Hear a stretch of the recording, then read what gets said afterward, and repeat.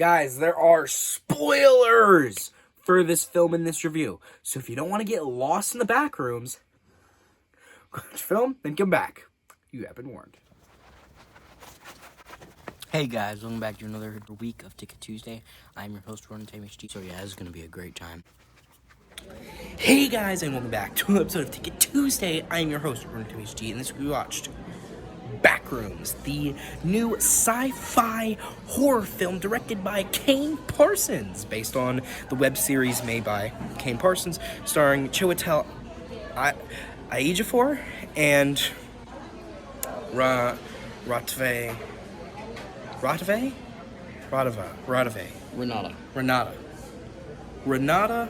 Reinsve. Very sorry. Either way, I think that this film was very suspenseful. I think it was very, goosebumps-inducing. I thought it was just really enjoyable from start to finish. But before we go on a whole tangent, boy, I like this one. I'll tell you why I like this film and more. Back at the house. You still haven't told us what we're doing here, man. I did tell you. Research.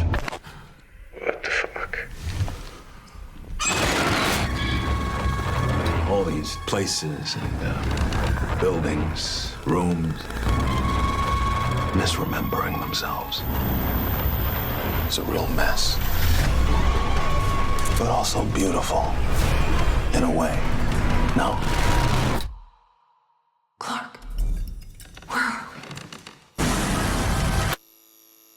Hey guys, and welcome back to another episode of Ticket Tuesday. I'm your host, Renate, and this week we watched Backrooms, the new sci-fi horror film directed by Kane Parsons, based on his series of the same name. This movie is starring Chiwetel Ejiofor, and it is Renate Reinsve. Also featuring an appearance from Mark Duplass. So, something about this movie that I really want to mention is that this movie is number one in the box office right now. It has made over $100 million. It is making a lot of money. And Kane Parsons, who is 20 years old, he is actually the youngest filmmaker to make it number one in the American box office in cinema history in America. And I think that is insane, right? And this is his directorial debut. This is his first feature-length film. Obviously, he's been working on short films and the like and other things, such as on his YouTube channel, which obviously, if you're watching this video, go support Kane Parsons' YouTube channel. Go out, watch the movie, and go support his YouTube channel while you're at it, too. He's got a lot of great short films on there. But, with that being said, I'm going to get into this movie. And I'm just going to say that I am so happy with how indie filmmaking is doing lately. It's just with Obsession and in this movie, everybody's talking about that. I don't know. I'm just saying, whatever. I'm just really glad that indie filmmaking is getting its due. Either way, gonna get into this movie. This movie, I think, is really, really good. So the first half is slow, right? And I don't necessarily have a problem with that. And even though I do find the first half slow, I do think it's worth it to get into the second half, right? And another thing that I really appreciate about this movie, even though it is a slow burn, even though it does take a little while for, major things to happen, this movie is, 80% backrooms, right? Most of this movie is in the backrooms, which I can really appreciate. This movie starts with a cold open of somebody getting murked in the backrooms, right? And it's that's great. That's what I want to see. In a movie called The Backrooms, you know what I want to see? The Backrooms, right? I want to see that stuff, and I don't want them to save it for, the last 30 minutes of the movie, which is what most movies would do, right? Most movies would have a big build-up, and then they would have one final scene that's actually like the web series. That would be the only good scene in the movie, and it would be the last 30 minutes in the actual Backrooms. But that's not this.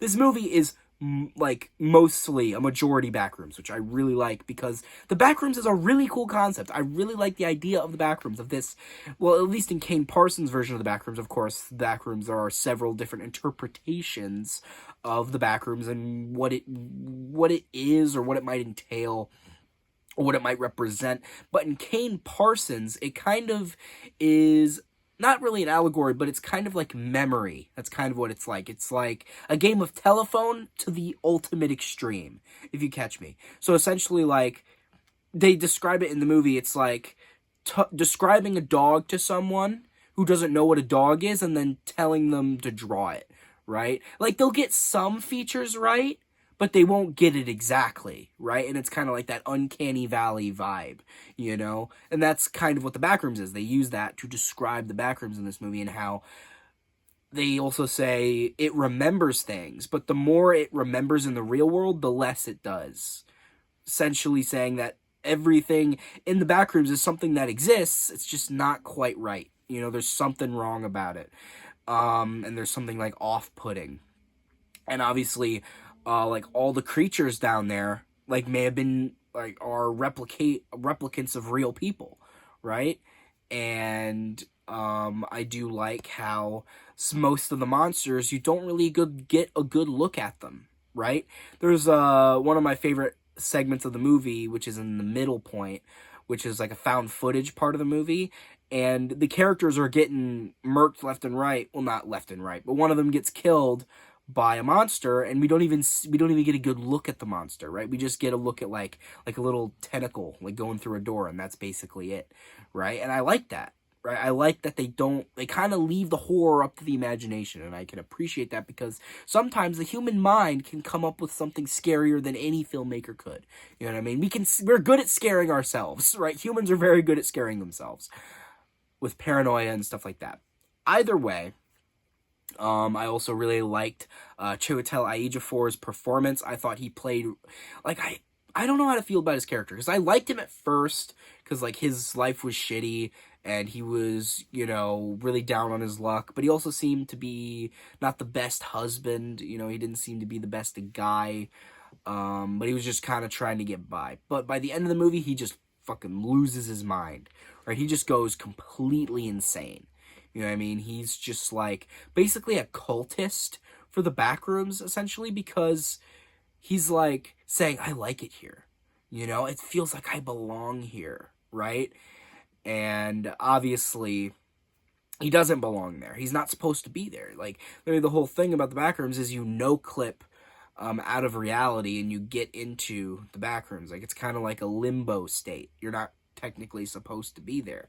But obviously he was so gone in the head that, you know, he was happy there. He was safe there. And the secondary protagonist, who was played by Renate Reinsve, I'm very sorry. I'm very sorry. I probably butchered both of their names. But I think she also did a very good job as kind of taking over the protagonist role after Clark, Chiwetel Ejiofor's character.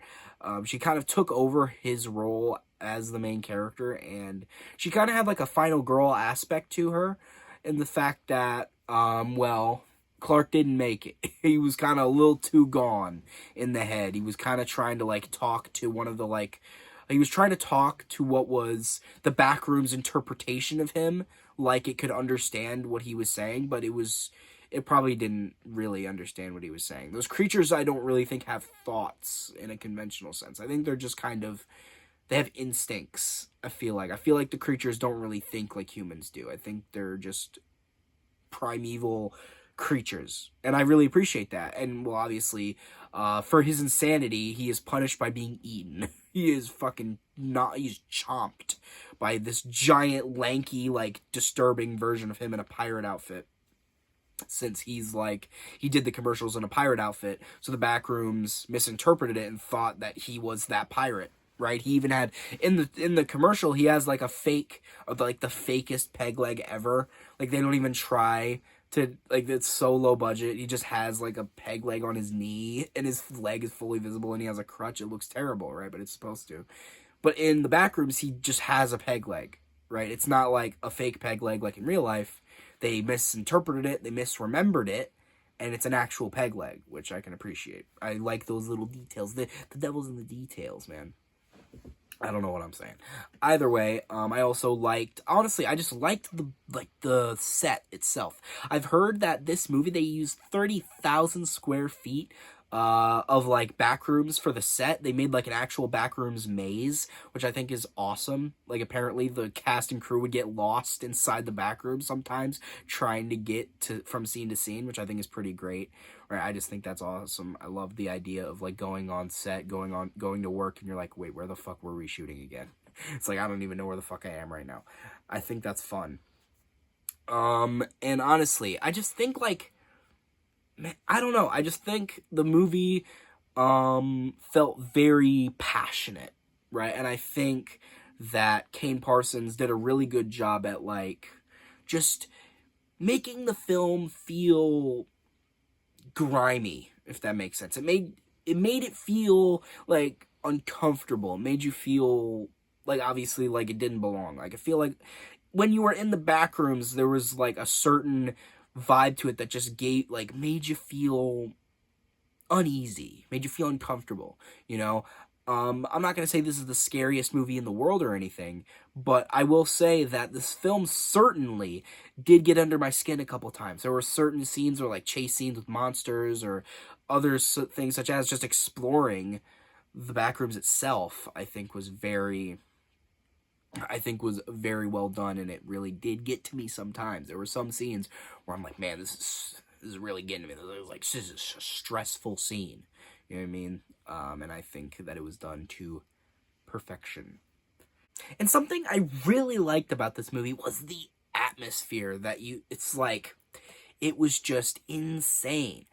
And it was like, I guess the yellow tinge on everything and the constant bzzz of the lights, it really like, there was barely any score, and even when there was a score, it just added to that unease. You know, it made you feel claustrophobic. You know, the way the shots were composed, it really made you feel like crushed in between the walls. You know what I mean? The corridors, it was endless. It was a maze, right? Like, you would get lost in there 100%. You'd have no idea where the fuck you're going. And the main character, Clark, like when he first goes in there, like I really like how they depict him just kind of running around, not really knowing what he's doing, and you're like, well, what the fuck is he doing? He's gonna get lost in there, you know what I mean? But he eventually does find his way back anyway. But even though you're like, oh, what are you doing? Why are you doing that? You can still understand like the human curiosity of what the fuck is this place? Like what could be around that corner? Like where the fuck am I? Right? That kind of innate, like that natural human curiosity that we've always had, right?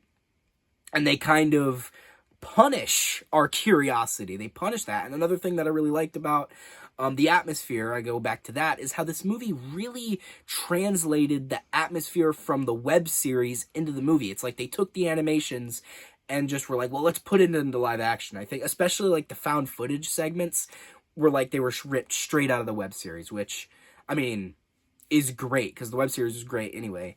And I think that's just really, really good. And I'm glad that instead of like a soul, like, you know, like the Slender Man 2018 movie, where it was like a soulless whatever, like corporate Hollywood whatever, they actually like, hey, this thing is popular, and we're just gonna get this guy who made this web series that was really popular. We're gonna give him all this money to do whatever he wants and make a movie. And guess what? It worked. Who would have thunk it? Who would have thought that it would work and it would be a good movie?